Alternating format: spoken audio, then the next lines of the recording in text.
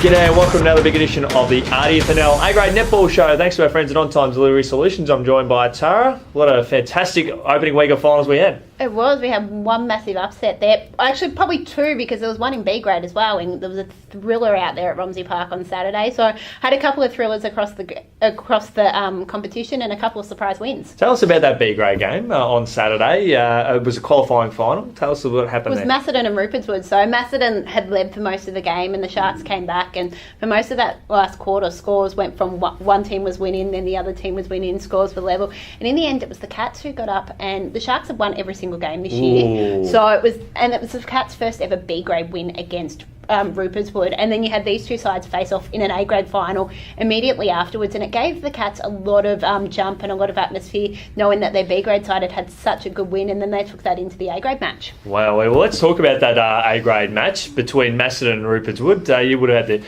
opportunity to see it. How did that one go down? Very one-sided. It was, look, into the match, we spoke last week about VNL and how that would impact. Macedon lucked out with the Sovereigns losing, so they had Chloe Wilson and Janelle Birch. Rupertswood lost Claire Johnson for VNL commitments, and she'll be out this week again with her side through to a grand final. Plus, they're also missing Prue Stanley with another commitment, so you're losing a lot of experience out of the side with those two players. And I thought the Cats dominated. They looked a lot faster, a lot cleaner, and they had a lot more height in that mid-court, and it really made an impact, and I thought the Cats absolutely dominated that contest. Perhaps their biggest win of the year on the weekend, because we saw what happened last year, is you could have the best home and away season, but they went out in straight sets. I have no doubt that that would have been a key factor in their planning. Look, I spoke to Kira Stewart about that before the game, and she basically said, we spoke about it once before the game. Yep. That was it, that we're not going to play the victims. We're going to go out, we're going to play our netball, and they did exactly that. So I thought their defence was really, really good. You had a lot of experience down that. You had Ty Coventry, who started in wing defence and then moved into centre. Janelle Birch and Katie Clark were both in the circle as well, and that their experience down in that defensive line really stood up and made it really hard for Rupertswood's attacking end to get going. And in the end, Rupertswood made a number of changes at both ends of the court. I think they had 4 different defenders, 3 different shooters, and they changed things around in that mid-court, looking to get the right combinations, but in the end they just couldn't get it to click. Knowing what you know of Macedon, hypothetically, Chloe Wilson, Janelle Birch, 2 key players at either end of the court, they're tied up with VNL commitments. How does that team stack up? Look, defensively, you could move Ty Coppinger into the circle, and I know they have had a number of their B grade players play up. It would have affected their B grade side. Ash Coxhill, I think it is, would have stepped up from B grade in that shooting circle, and that would have been my one concern, was the shooting circle. She's played a little netball with Kira in the goaling circle during the week down at Parkville, but I think that would have been the element for me, which was the concern. They had a lot of depth in that mid-court, so you could take Ty out of the mid-court, put her in defence, but it would have been that attacking end that would have been the concern for me. And what if VNL didn't impact Rupo? It'd be still hard. I think, look, Claire would have made a difference in that circle. I thought defensively they struggled a little bit, but in saying that, I thought Macedon played really well, and I think Macedon still would have got up. Yep, fantastic analysis there. I want to turn our attention to, I don't care whatever happens across senior football and A-grade netball for the rest of the final series. We've had our biggest moment in the competition this year, with Rockbank having its first ever finals appearance in A-grade netball and having a big win against a team that, in my opinion, was a smoky for the premiership in terms of at least pushing Macedon. That was Rockbank winning by 2 goals. I was watching this score. I was seeing the live scores on the Rams Facebook page, and the Rams were up in every quarter, but Wallen was coming back, and whether Wallen was going to get over the top of them. But in the end, the Rams were able to hold on. Both these sides weren't at full strength. We talk about VNL affecting Rupertswood. It also affected the Magpies. They lost Zoe Kransberg and Georgia Burkett, so it affected them there. But at the same time, the Rams were missing one of their defenders with Danny overseas on holidays, so both sides were missing defence. And in the end, the Rams were able to hold on. Their composure was really good. They were shocked to get the win. I spoke to Rianne, their captain, after the match, and she was just shocked. They didn't expect it. They were just happy to play finals. That's the first time they've ever played finals, and now to get a win, they were just ecstatic at that performance. That's simply amazing, and as we have highlighted previously, they did lose their coach on the eve of the finals as well. which is never an easy thing. And then you look at the other side of it. Chris Cameron's done simply amazing things for that club this year in terms of Wallen's netball program. It is, and look, they didn't have an A-grade side last year, and now they've come up and they finished third after the regular season. They'll be disappointed with that exit, though.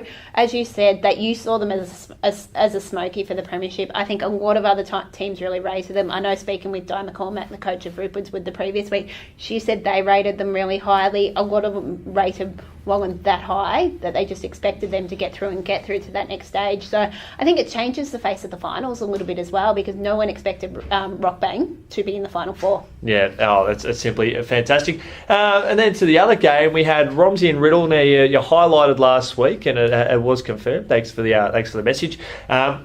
Romsey were able to account for Riddle. Riddle having 4 of their big guns out due to VNL. It was, and it was heartbreaking to see Riddle's season sort of end that way. I know I was speaking to Lauren Close out on Saturday, and she was shattered. She was one of the 4, obviously Beck Caldwell, Alan Close and Maddie Willmeyer, all couldn't play with their VNL side playing on Sunday in a prelim final. Heartbreaking for them, their VNL side lost as well. No. Not only did their local team lose, but also their VNL side, and Lauren was just shattered because she felt like she'd failed the team not being able to be there. But in the end, there wasn't much she could do, so they prepared for this. They'd brought a lot of players up, qualified them in B and C grade and B graders and under 19s up in that A grade side to try account for that. They knew it was a possibility, but in the end, after the first quarter, the Redbacks were just too strong. And as I saw them a couple of weeks ago against Wood and Heskett, just that second half, their pressure is so strong. And I was speaking to their coach, Luke Marco Rollins, and he said that's the focus for them, is to put so much pressure on that in that second half, sides just break against them because they can't handle it for 3 or 4 quarters, and that was sort of the case there, and they ran away with an easy win. Yeah, and certainly the layout of the land, so to speak, is with Rockbank's upset win over Wallen, it means that Romsey have got the double chance. It means that they get to play Macedon in week 2 of the final, second semi-final action this Saturday. It is for the Redbacks. They probably weren't expecting that, so that's a bonus for them. They've obviously they could have quite easily finished higher on the ladder. I think they've been in just about every single match they've been in. They lost quite a few thrillers as well. So for them, it's an opportunity. They probably didn't think. They've got a double shot, so they can throw everything at the Cats this week, knowing if we don't get up, they've still got another opportunity against either Rupert's Wood or Wallen the following week. Now, did you see the old cliche of anything can happen in finals when you apply it to this game? Look, I think what I saw of Macedon, I think they're going to be hard to beat, and that's the way it is. You'd need a strong performance from the Redbacks across the whole game, and they'd need to play 4 full quarters. They have tested the Cats on both occasions. I think the first time they lost by 6 goals and had been up at least half-time, if not three-quarter time, and it was 10 goals the second time. So they haven't been completely smashed by the Cats. They haven't been at full strength either in any of those games. So it'll be quite an interesting one, but I think the Cats will be too strong. Sunday's game, a match-up, but I don't think... you would have been a brave person to expect this to happen, but Rupert's Wood and Rockbank in a first semi-final. There's no tomorrow for the loser, but geez, are the Rams a chance? Look, you'd have to say they're a chance after their performance against Wallen. You look, Wallen smashed Rupert's Wood in that final round, and now they've got knocked off. So look, I think Rockbank rate Wallen higher than Rupert's Wood, and I know a few other teams have as well. So you look at that, they go, yeah, we can knock off Wallen. Can we knock off Rupert's Wood?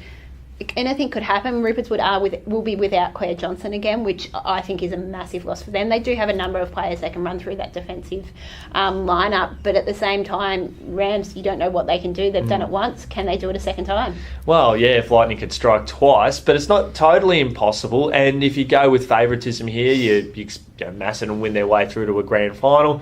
And then you could have Romsey and Rockbank in a preliminary final. Well, Rockbank haven't played badly against Romsey. In fact, they've pushed them. So, look, you just never know. Like, it's not impossible that they can make a grand final. And we have seen in this competition in recent years, it's not always the top 2 sides that get through to a grand final. Just look at Macedon last year. But you look at that last year. Look, Melton Central's caused 2 upsets last year, coming from 6th. So it is possible. I think Rupert's will be too strong. I think they will get back on the winners list, but I think the Rams will push them. I think it'll add an element of intrigue around the day, and hopefully gets a few more people through the gate as well to watch this one. I think it'll be very, very fascinating. And And look, we're gonna have the A grade netball for Rupert's Wood go head to head with the senior footy as well. So it's going to be a big day for the Rupert's Wood Football Netball Club on Sunday over at Romsey Park. It is. They'll be making their second home out there at Romsey Park. They had both of them play out there last week, and you also had the B grade netball there as well. Yeah, and that's true. Not sure where their C grade netball played because their C grade netball got a win, and so I think their 19s will play on the Saturday, but where their C grade play, whether that's the Saturday or Sunday as well.